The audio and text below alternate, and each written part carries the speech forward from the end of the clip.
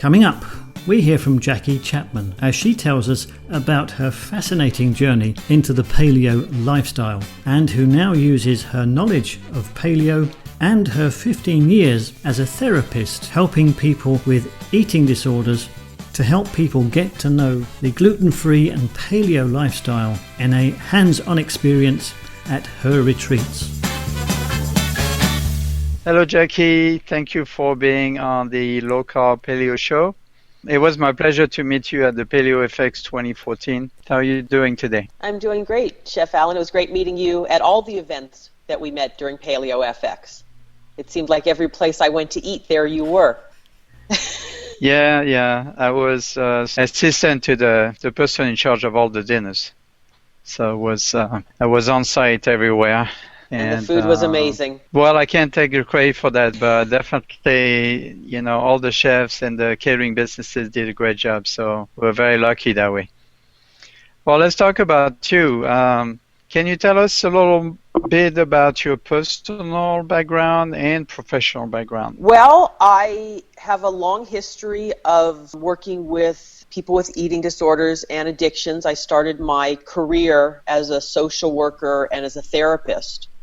Back in the 90s, working in drug rehabs and other locked types of facilities. After quite a few years of doing that, I took a break and went to work at a family business that my brother ran, which was an insurance agency, totally out of what I had ever done before, and did that for about 13 years. And then in April of 2007, my mom was diagnosed with colon cancer, and it threw the family into a tailspin. And unfortunately, her journey didn't have a positive outcome. She actually passed away 10 weeks after her diagnosis. And it was shocking to me. It was one of those moments, or one of those experiences that changes your life.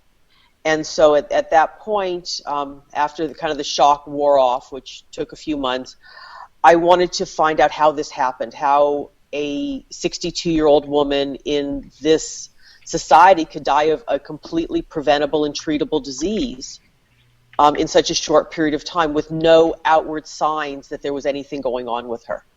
Right. And so I started a personal and a professional journey. I went back to school to learn about holistic nutrition and to learn about the disease process that was related to food and how we ate and how we treated our bodies. And so when I started school, I was actually vegetarian, had a slight stint of being vegan, which was not a good thing for me, and then finally came around after a couple years and finishing school to the primal paleo and low carb diet, and that was life-changing for me. In the process, and it's I don't tell my story often, and sometimes it's emotional, especially with Mother's Day just passing. Right. So I'm going to try to keep this as factual as possible. But when we have a trauma, when we have a shock, it does a lot of things to our entire system that we don't realize is going on. And so when my mom passed away, the shock of it was really kind of a culminating point in my health where I started to lose weight very quickly. I started to not be able to sleep. I had this motivation and this drive for health. And so I started running and I started training for this and training for that. And I was going to be the healthiest person possible. But it was coming from a place of fear. Right. And so I had kind of run myself into the ground. And I was like, basically I traveled, just trying to find this perfect health. And what I did is I made myself sick.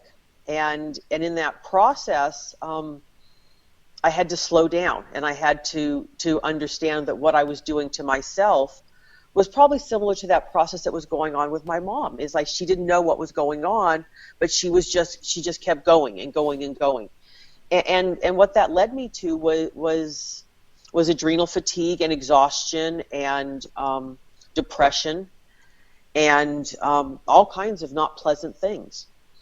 So again, it was a journey back to health that led me to the paleo, primal, and low carb lifestyle. And then in that, and with my education, opening up my retreat to help other people educate themselves about how food choices affect our lives and how lifestyle is so important in overall health. Yes, I understand. Can you tell us how you went from vegetarian to paleo primal, and what made you decide to go that route?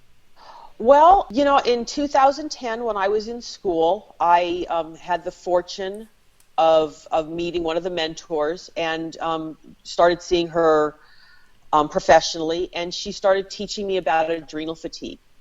And it was basically a friendship and education that opened my eyes about what I was doing to myself. And a lot of the food choices also came from me understanding what my psyche was doing. And, I had gone through a period where I was vegetarian and, like I said, vegan, and I was craving meat. I was like, it was almost a moral decision. I wanted to be vegetarian vegan because I was scared of cancer, and I had believed a lot of the hype. Meat causes cancer. My mom died of cancer, and like Right. everything was about cancer. And I became torn in how to, understand what my body was saying and what my mind was saying. And so I would go back and forth. I would put, organic chicken in my cart at Trader Joe's, and I'd get to the checkout counter and say, I'm sorry, I've changed my mind, right? I would go back and forth for months Right. with that moral decision, and that, what I was taught was the right way. And then again, like I said, when I went back to school, they taught me about properly sourced meat, and they taught me the difference, and I understood that what my misconceptions were not based on what was wrong with the food. It was just kind of how it was sourced, and so I had to reevaluate a lot of my thinking, which was difficult. I had to reevaluate meat, and I had to reevaluate eggs and fat and sugar, and really understand what these foods were doing to and for my body. And it was a long process. It was, Right. it took trying things out, and again, through and I didn't talk much about it, but throughout my history, I was up and down in weight, and then had gastric bypass in the 90s, and so I wasn't able to eat a lot of food. So I kind of felt better eating vegetarian because I wasn't able to assimilate meat, and so it was kind of going back and forth. Well, if you listen to your body is saying you don't feel well when you eat meat, but you really do need. It was just a back and forth struggle with myself until I allowed someone to come in and say, what would happen if? What would the result be if this were not true? And allowed me to question my own beliefs about my body, about fueling myself and loving myself, and it was all tied together. And someone Right. allowed me an arena to kind of separate those things and try and go, well, what if? What if I did eat chicken? What would happen? And then I ate chicken and nothing happened, and I felt better. And then, well, Yeah. what if I do this? And that's kind of the way I approach paleo as well. I've been following kind of the paleo template for about 2 to 3 years, and I was very strict in the beginning. I was like, no grains, no legumes, no dairy, I was very, very rigid with myself, and I needed to do that in the beginning to understand what my body did and didn't need. Right. And again, it's like, well, what would happen if I ate white rice? What would happen? Would I not be paleo anymore? And so that's kind of the path that I'm on now, is again re-establishing what works for me in this current life that I have, which is different than where I was 3 or 4 years ago with adrenal fatigue. It's that journey that we all have to take as we heal, as we grow, as we change. We get to say, well, what if I had some raw cheese today? What would happen? I would Right. either not feel so good because I should, it's one of those things where, I react to it sometimes, because for me that's my experience. Sometimes I react to dairy, and sometimes I don't. It's really dependent on the level of stress I have, and the level of, the amount of sleep I'm getting, and kind of the social atmosphere. If I'm feeling stressed out, maybe I can't eat these things. But if things have been really good, then, some raw dairy is kind of awesome. And Yes, learning yes. what we can and can't do based on where we are and not a dogmatic system or not a numbers game of, or I had cheese, this week, so I can't have it anymore because that was my cheat. I've really tried to separate what I eat from who I am as a person. It's like it's not a moral decision anymore. It's just a choice.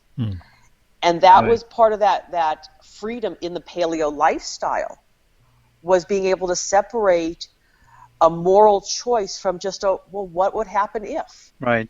So on the practical side, I'm seeing you're addressing two issues: the emotional or psychological and the practical.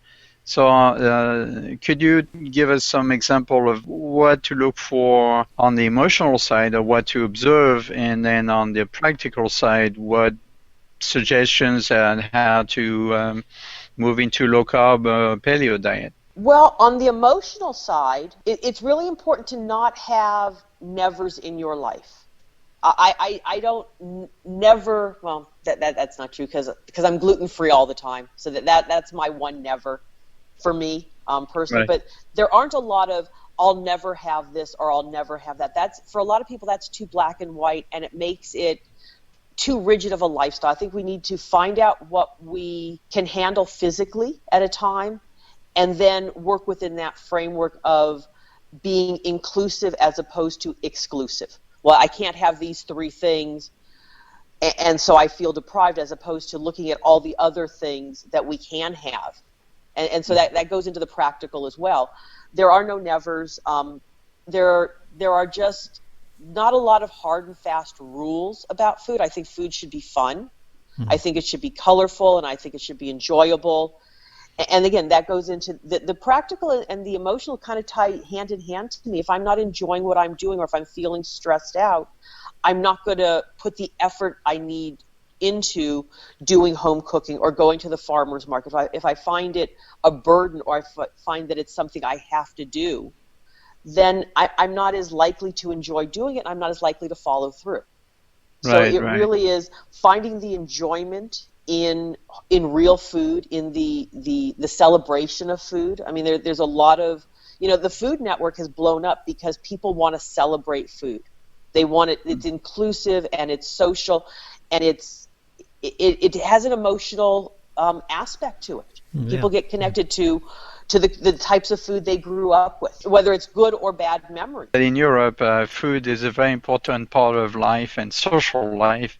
And that's how not only we celebrate, but we also gather and we have fun together, even if the food is not special, just hanging out and have a good time with friends it's more important than obsessing about what you can eat, what you cannot eat, and make yourself sick about it. That was one of the things we lost when my mom passed away. My mom was very big into doing elaborate family dinners. They were only a few times a year, and they were always traditional Jewish, Polish, Middle European types of foods. Very traditional in our family.